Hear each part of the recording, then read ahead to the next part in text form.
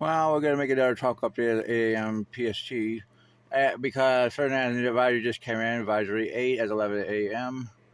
A large burst convection has remained in the southeastern quadrant of Fernand with 1 minute goes 9 visible energy. Says that the low center is positioned on the northwestern edge of the burst, which means there's some shear.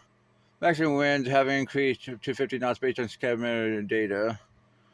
And this is pretty much the peak. It will stay its peak for the next 24 hours. Then we can become post-tropical by 48.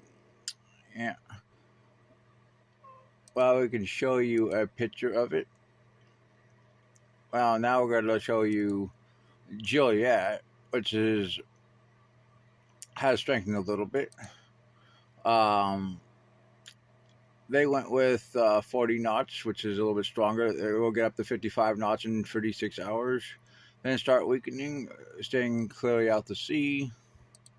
Here's Juliet. Here is the system that hit Vietnam last night and this morning. Pretty impressive. Longer term, we got this front. Here's a low pressure on the GFS. There's 198 hours. Moves along the east coast. I'm sorry it cut out in the earlier version because I ran out of time on my phone. That's just the way it is. This is actually backed up by the ECMWF, which shows a low pressure in the Gulf. Oh yeah, this only goes out to 144 for some reason. We can go back to the ZILZ. Then we can go down to, as you can see, at 216, you got that low pressure off the east coast. Let's go to 198. You got the same low pressure, and you got a Cape Verde system off the Cape Verdes. Well, so yeah, you got significant model support for a low pressure in the longer term.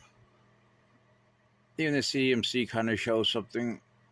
Shows the Cape Verde system. Shows another system in the Eastern Pacific, which is now getting about 20% in the next 7 days. There's 108, 80 hours. I mean, GFS also shows it 174. Yeah. So we have to watch the system forming off the East Coast. I think it's definitely something we're going to be watching and keeping an eye on. So that's a continuation of earlier tropical update.